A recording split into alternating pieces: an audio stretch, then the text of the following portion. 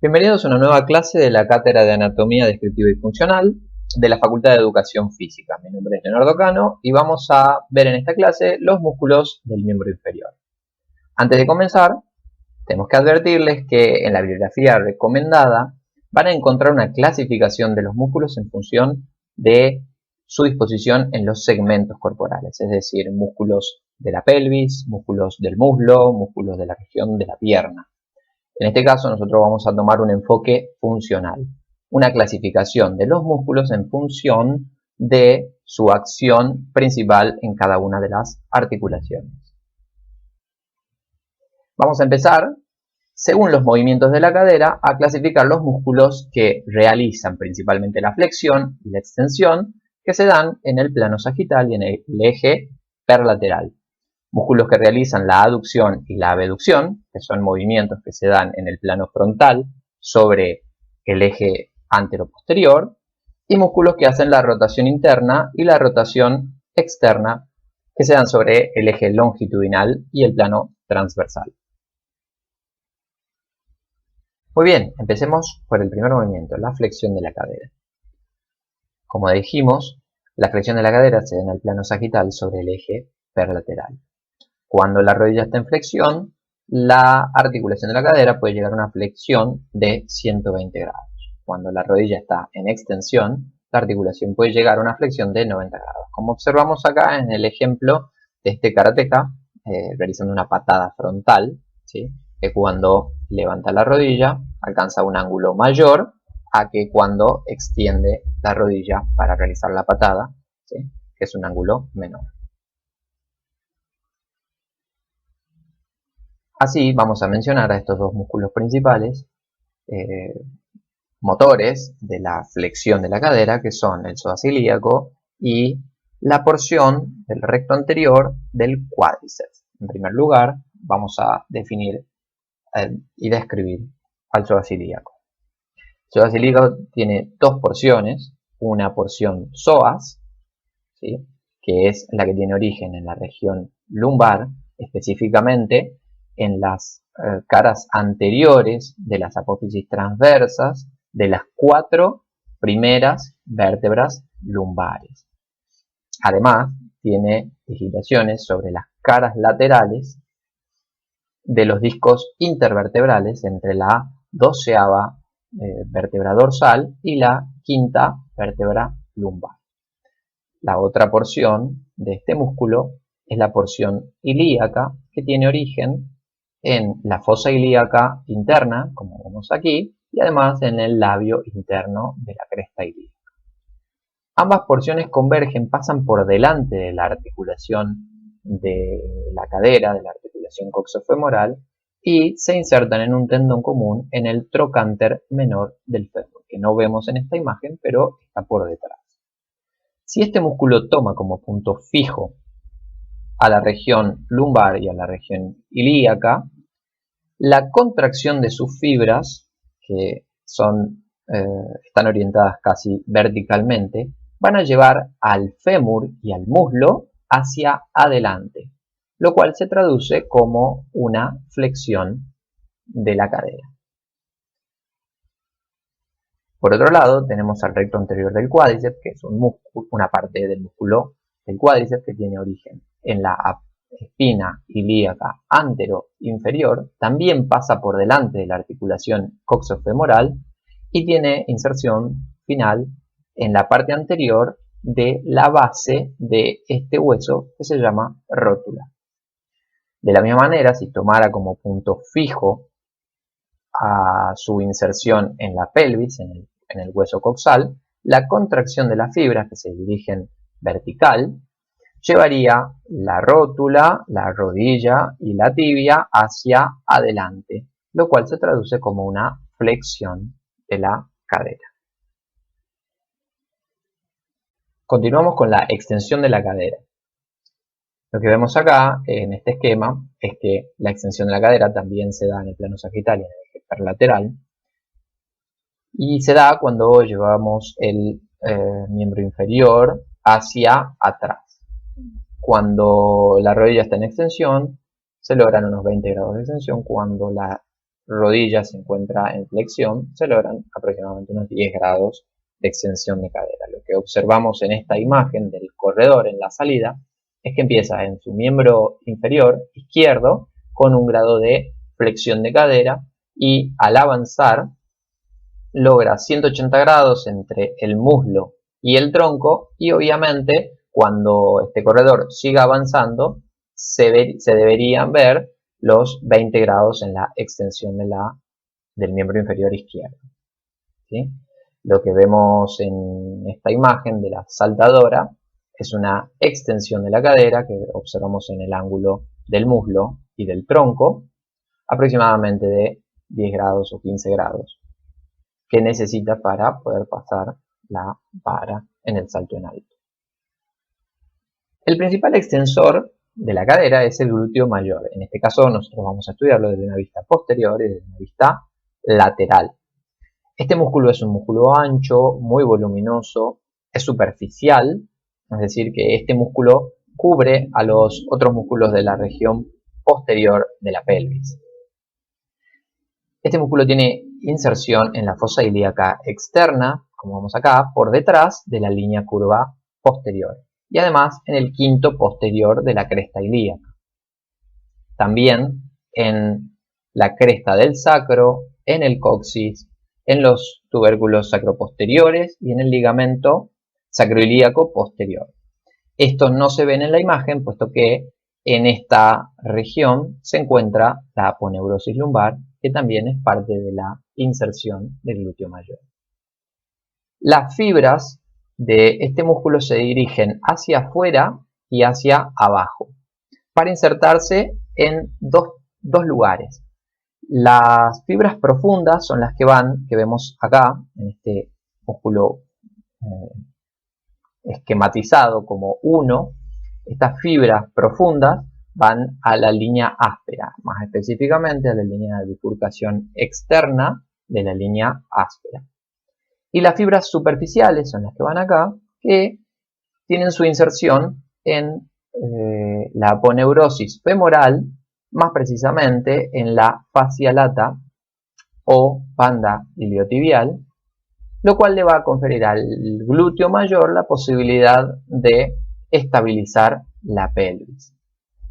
Siendo más precisos con su función, este músculo va a ser extensor de cadera, pero también por la dirección de las fibras va a ser un rotador externo de la cadera, que lo vamos a estudiar más adelante. Entonces vemos en esta vista lateral cómo las fibras se dirigen hacia afuera y hacia abajo, las fibras profundas no se ven acá y las fibras superficiales se insertan o convergen con la banda iliotibial, que es esta que está acá, que tendrá inserción en la tuberosidad externa de la tibia. Otro grupo muscular que participa en la extensión de la cadera es el grupo de los isquiosurales. En este caso tenemos una vista posterior porque estos músculos son de la región posterior del muslo. Estos músculos los vamos a estudiar más adelante cuando veamos flexión de rodilla, pero es importante describir su participación en la cadera, ya que estos músculos tienen básicamente una inserción en el isquión del hueso coxal y también en la tibia, el peroné y en los cóndilos del fémur. Por lo tanto, desde la posición anatómica, el isquión está por debajo del eje rotacional de la articulación coxofemoral. Por lo tanto, no tendría tanta incidencia en la extensión. Pero desde una posición de flexión de cadera, como observamos en estas imágenes, el isquión pasa por arriba del eje perlateral, tomando entonces como punto fijo a las inserciones en la pierna y en el muslo. La contracción de sus fibras llevaría el isquión hacia abajo, provocando la extensión de la cadera. Seguimos con la abducción de la pelvis. La abducción de la pelvis se realiza en el plano frontal, sobre el eje anteroposterior, como vemos aquí. La abducción pura será aproximadamente de 30 grados. Si se involucra una inclinación de tronco puede llegar a 90 grados, que es lo que vemos en esta imagen. Obviamente más de 90 grados en este caso y mucho más de 90 grados en este caso. ¿Y qué es lo que ocurre ahí? Tenemos que analizar la posición del pie, por ejemplo. En este caso está involucrando una rotación externa, lo cual le permite realizar una flexión de la cadera, y por eso es que logra este ángulo mucho mayor a 90, y en este caso del varón también. El principal músculo de la abducción de la cadera es el glúteo mediano. El glúteo mediano tiene origen en la fosa ilíaca externa, como vemos acá, entre las dos líneas curvas, la línea curva posterior y la línea curva anterior. Además, sobre la cresta ilíaca en los 3/4 anteriores y en la espina ilíaca antero-superior. En esta imagen observamos cómo está el glúteo medio y todas sus fibras se dirigen hacia abajo y en realidad hacia afuera, porque en este caso tenemos una vista externa, para insertarse en la cara externa del trocánter mayor del fémur. Por lo tanto, si tomamos como punto fijo en la pelvis, la contracción de las fibras dirigirá el fémur hacia afuera, provocando un movimiento sobre el eje antero-posterior, lo que se traduce como abducción de la cadera. Si tomamos como punto fijo en el fémur, este músculo es un importante estabilizador de la pelvis, junto con los otros dos glúteos, el glúteo mayor que ya vimos anteriormente y el glúteo menor que veremos más adelante. Otro músculo de la abducción de la cadera es el tensor de la fascia lata. Es este músculo corto que observamos acá. No es este, no le prestemos atención a esta imagen. Si vemos esta vista lateral, vamos a ver que este músculo tiene origen en la espina ilíaca anterosuperior del hueso coxal y se dirige verticalmente por afuera de la articulación coxofemoral. Este músculo tiene inserción en la fascia lata, que es esta cinta aplanada, ancha, de 3 o 4 centímetros, que ya habíamos nombrado anteriormente. Se denomina fascia lata o banda iliotibial y tiene inserción en el cóndilo externo del fémur, en la tuberosidad externa de la tibia y en el borde lateral de la rótula, como bien vemos en esta imagen. Entonces este músculo tiene una participación importante en la abducción de la cadera y en el control de la posición de la pelvis cuando hay un apoyo unipodal, es decir, sobre un solo miembro. Pero bueno, también por la disposición de las fibras, este músculo tiene participación en la flexión de la cadera, puesto que también pasa por delante de la articulación coxofemoral. Pasemos a la aducción. La aducción de la cadera es el movimiento del miembro inferior hacia la línea media del tronco. Este movimiento, desde la posición anatómica, se puede realizar si se combina con una leve extensión, como vemos en este caso, o con una leve flexión. El ejemplo de este movimiento de aducción de la cadera lo podemos observar en este jugador de fútbol, donde desde la línea media lleva en flexión y hacia adentro al muslo. Y en este caso del judoka haciendo una barrida, también vemos desde la posición anatómica un movimiento hacia adelante y hacia adentro. Vamos a estudiar entonces el grupo de músculos que hacen la aducción de la cadera. Empezaremos por estos tres: el aductor mayor, el aductor menor y el aductor mediano. Sí, en este orden, puesto que el aductor mayor es el más profundo, luego encontramos al aductor menor y por último al aductor mediano. El aductor mayor se conoce también como tercer aductor. Este músculo tiene origen en la rama isquiopubiana y en el tubérculo isquiático, y sus fibras se abren en forma de abanico y se dirigen hacia el intersticio de la línea áspera, que no lo vemos acá, puesto que la línea áspera es el borde posterior del fémur, y también tiene inserción en el tubérculo del tercer aductor del cóndilo interno del fémur. Este músculo, por la disposición de sus fibras, además de hacer la aducción, es decir, la aproximación del muslo hacia la línea media, por la dirección de sus fibras participará en la rotación externa del fémur, de la cadera. Luego tenemos el aductor menor, que tiene origen en el cuerpo del pubis, y sus fibras se dirigen también, se abre en forma de abanico, no tan amplio como el tercer aductor, y va a tener inserción en el tercio superior. Si dividimos al fémur, a la diáfisis del fémur, este músculo va a tener inserción en el tercio superior, en el labio interno de la línea áspera. Y este músculo va a ser aductor, aproximador del fémur hacia la pelvis. Por último, bien, este era el segundo aductor. Y por último tenemos al aductor mediano o primer aductor, que también tiene origen en el cuerpo del pubis y va a tener inserción, si dividimos nuevamente la diáfisis en tres partes, en un tercio superior, en un tercio medio y en un tercio inferior, va a tener inserción en el tercio medio de la línea áspera del fémur. También en el grupo de los aductores vamos a encontrar otros dos músculos, el pectíneo y el recto interno. El pectíneo es este que tenemos acá arriba, que tiene origen en la espina del pubis y va a tener inserción final en la línea áspera en un lugar llamado cresta pectínea.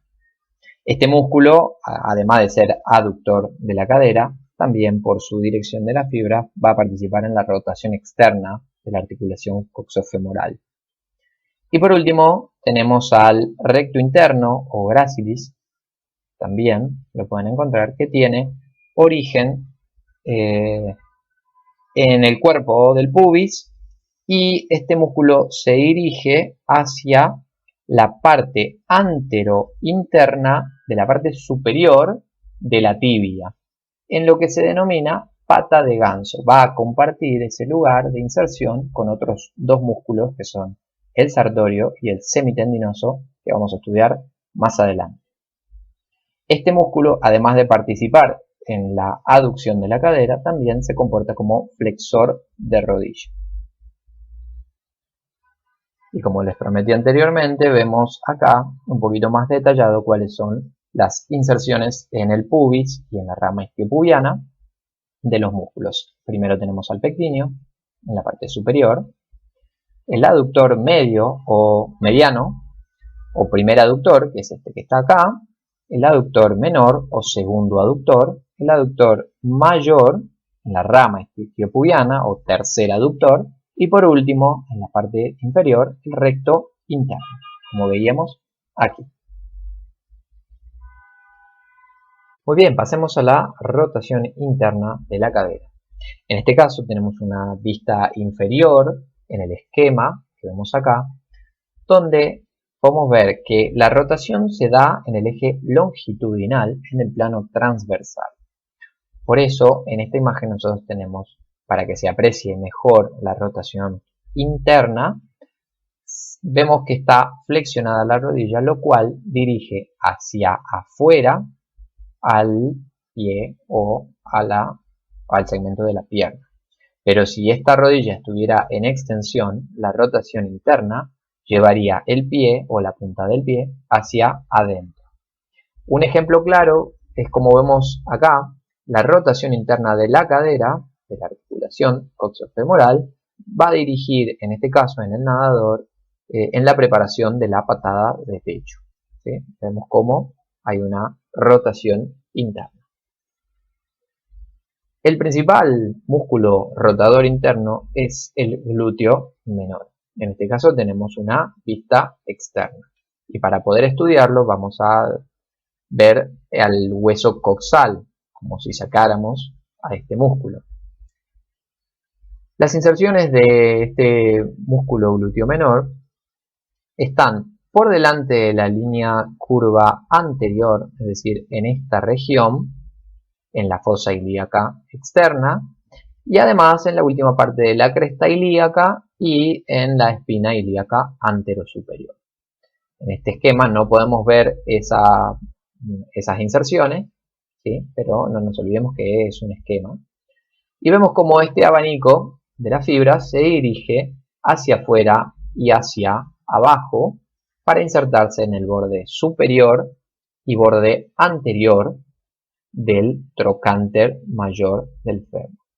Es decir, que las líneas de acción de este músculo, si tomáramos como punto fijo a la pelvis, dirigirían el trocánter mayor hacia adelante, provocando una rotación interna del muslo sobre la pelvis. Por último, nos queda ver la rotación externa. En este mismo esquema, visto desde abajo, vemos que la rotación externa, cuando la rodilla está flexionada, lleva la punta del pie hacia adentro, pero como decíamos anteriormente, si la rodilla está en extensión, vamos a ver que la punta del pie se dirigirá hacia afuera. Es decir, desde la posición anatómica, una rotación externa de la articulación coxofemoral va a llevar la punta del pie hacia afuera. Vemos en este ejemplo de los futbolistas, tanto para una pierna, un miembro inferior que ejecuta un pase, para poder dirigir la punta del pie hacia afuera, observamos que esta posición está principalmente realizada por la rotación de la articulación coxofemoral. Tanto en un miembro inferior que ejecuta, como en este caso del rugbyer, que en la pierna de apoyo también realiza una rotación externa de la cadera, en este caso del miembro inferior derecho. Y como habíamos dicho anteriormente, el glúteo mayor es un músculo muy importante en la rotación externa de la cadera, pero además nos queda por analizar un grupo de músculos que se denominan pelvitrocanterios.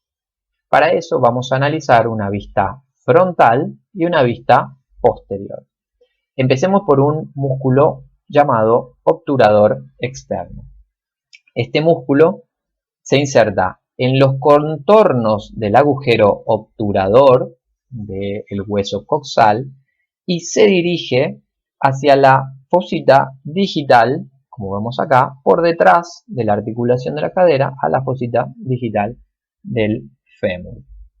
Este músculo no lo vamos a poder observar acá, puesto que estaría por aquí tapado por este otro grupo de músculos.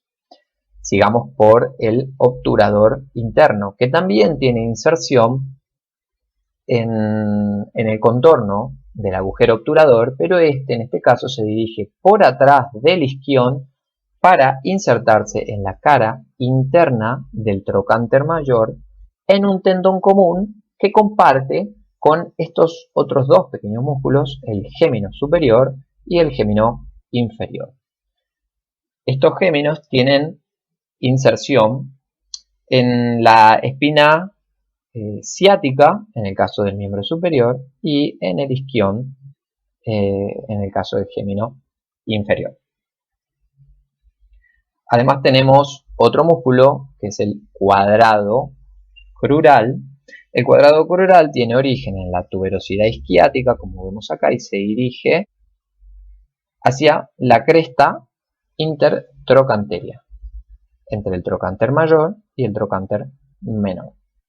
Por último tenemos el músculo piramidal, o piramidal de la pelvis, o piriforme, que tiene origen en la cara anterior del sacro, que no vemos aquí, puesto que es una vista posterior, y va al borde superior del trocánter mayor. Todos estos músculos, si toman como punto fijo a la pelvis, sea en el sacro o sea en el hueso coxal, al contraerse provocarán un movimiento del trocánter mayor hacia atrás. Eso en el eje longitudinal se traduce como una rotación externa. Por último, vamos a estudiar un músculo que no lo podríamos clasificar directamente como flexor o abductor o rotador externo. Además es un músculo que participa en la flexión de la rodilla. Este músculo se llama sartorio, es el músculo más largo del cuerpo humano y atraviesa la articulación de la cadera y la articulación de la rodilla. Veamos, no es este músculo, es este que tenemos acá, es un músculo largo que tiene origen en la espina ilíaca anterosuperior y pasa por delante de la articulación coxofemoral, se dirige hacia adentro, pasa por dentro de la articulación de la rodilla y se inserta en la parte superior de la cara interna de la tibia, compartiendo el lugar de inserción con otros músculos que ya habíamos mencionado, el semitendinoso y el recto interno, en lo que se denomina pata de ganso. Si ponemos como punto fijo, si este músculo toma como punto fijo la inserción en el coxal, la contracción de las fibras llevará la rodilla y la tibia hacia adelante, hacia afuera y en rotación externa, además flexionando la rodilla.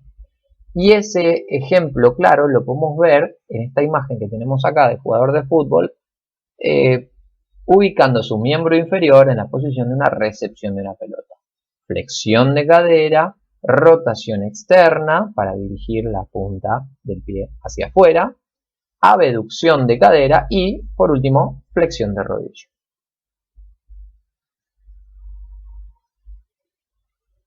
Muy bien, es el momento de pasar a los movimientos de la rodilla y estudiar los músculos que hacen la flexión y la extensión.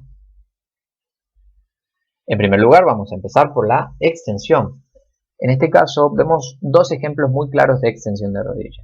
Desde un punto de vista más analítico, a un sujeto sentado en un banco de cuádriceps, como se llama normalmente o vulgarmente, donde vemos que el sujeto hace simplemente, sin mover absolutamente nada más del cuerpo, una extensión de la rodilla, es decir, una extensión en el plano sagital sobre el eje perlateral. En este caso vemos a una levantadora de pesas, Lidia Valentino, una española, que para poder realizar el tirón en este ejercicio que se llama arranque, va a pasar de una posición de flexión de rodilla a una extensión de rodilla. Obviamente esto acompaña lo que ya vimos anteriormente, la flexión de cadera hacia una extensión de cadera. Esta extensión de rodilla permitirá levantar el peso puesto en la barra.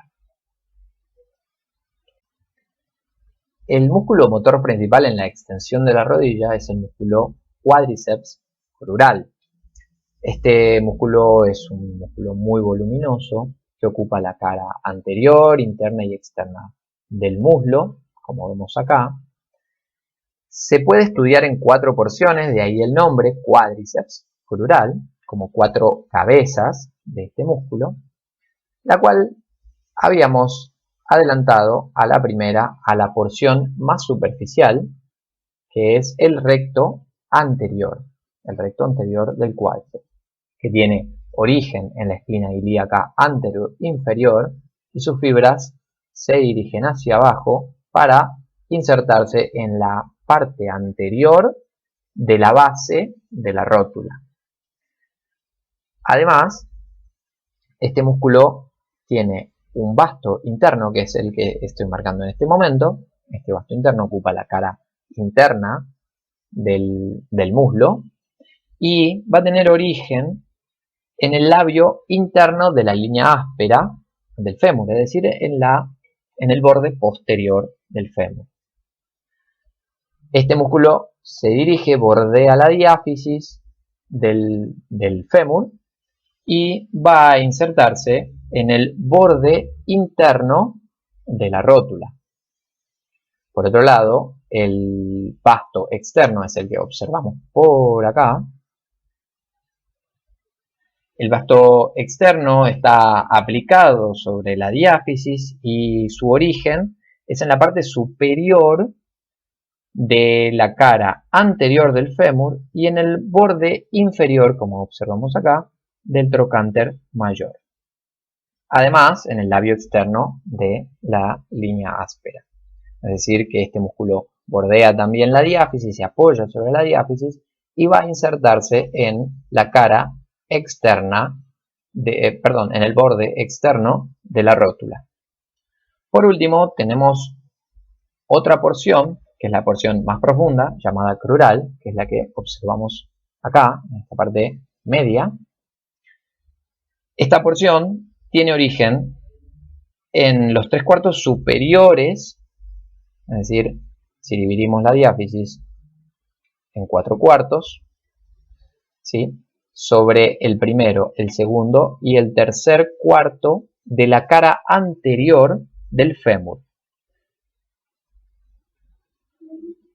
Este músculo va a tener inserción en la parte posterior de la base de la rótula.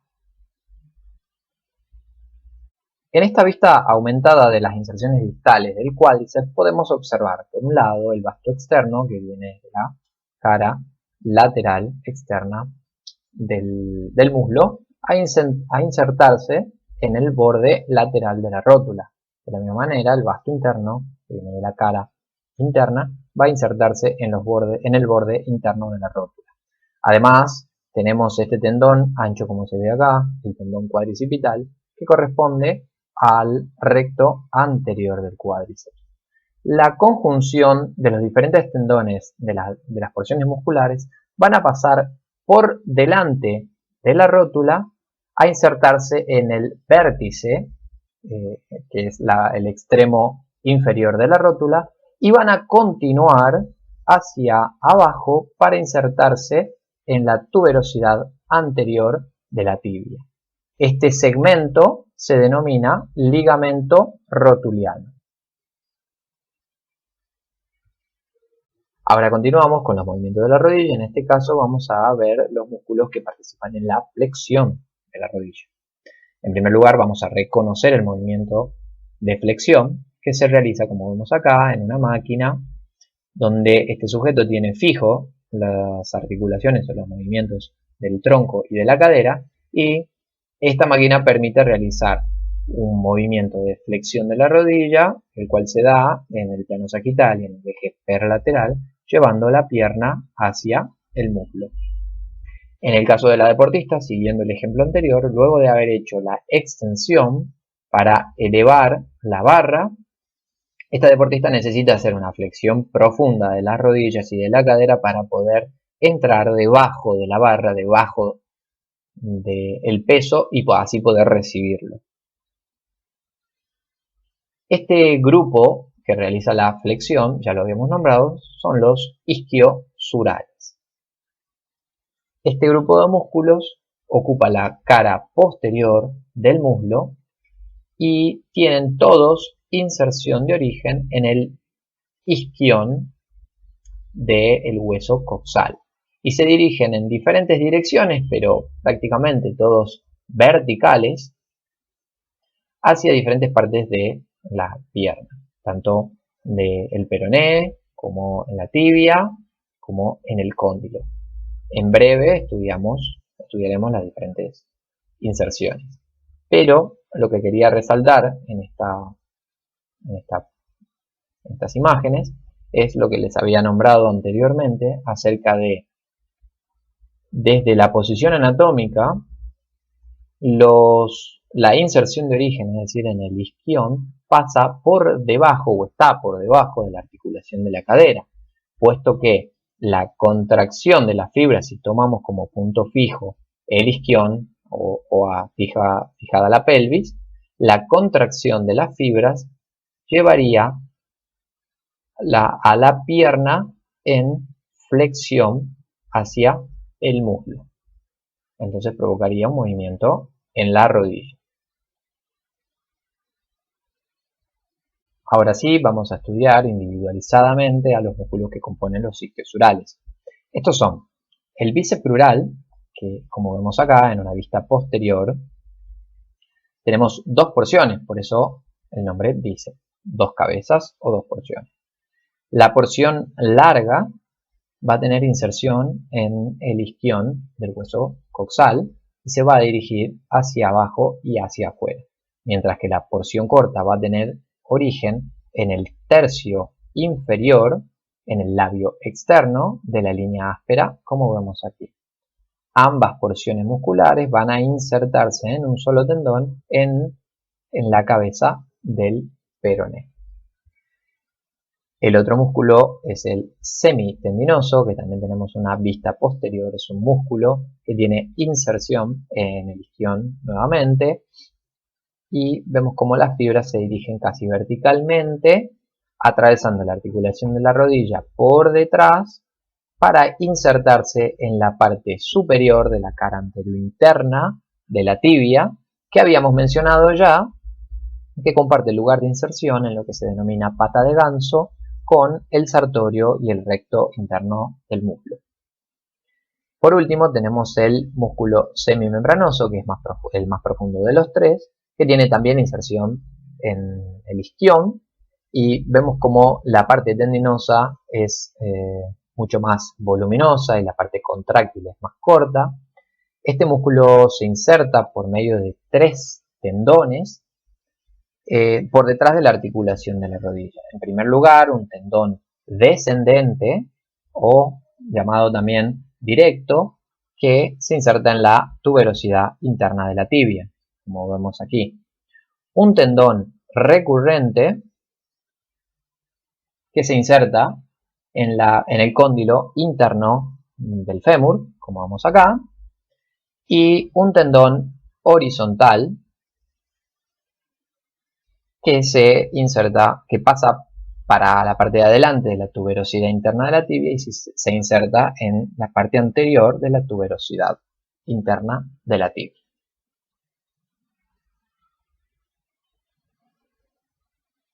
Para tratar de hacer un resumen y que nos quede mucho más clara esta clasificación funcional de los músculos, vamos a hacer la siguiente tabla. Para los movimientos de la cadera, que ya los hemos mencionado, hemos observado desde manifestaciones deportivas como de movimientos analíticos, hacemos este breve resumen que para la flexión, los músculos principales, obviamente no todos porque hay músculos que participan como músculos accesorios en la flexión o en cada uno de los movimientos, tenemos al psoas ilíaco y a la porción del recto anterior del cuádriceps. Para la extensión tenemos el glúteo mayor y en determinadas posiciones articulares a los isquiosurales.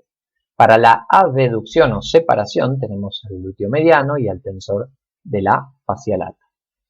Para la aducción tenemos el grupo de los tres aductores, el pectíneo y el recto interno, aunque también sabemos que el recto interno participa en la flexión de la rodilla. Para la rotación interna tenemos el glúteo menor y en la rotación externa tenemos como motor principal al glúteo mayor y al grupo de los músculos pelvitrocanterios, que son estos 6 que habíamos escrito. Para los movimientos de la rodilla, que son flexión y extensión, hemos definido al grupo de los isquiosurales, bíceps crural, semitendinoso y semimembranoso, y para la extensión a el cuádriceps crural, pero solamente sus porciones de vasto interno, vasto externo y crural, puesto que el recto anterior participa más en la flexión de la cadera. Muy bien, hasta aquí hemos llegado con el video de hoy. En la próxima clase cerraremos el tema de músculos del miembro inferior, analizando, describiendo y clasificando a los músculos que participan en el movimiento del tobillo, del pie y de los dedos del pie. Muchas gracias por su atención y hasta la próxima.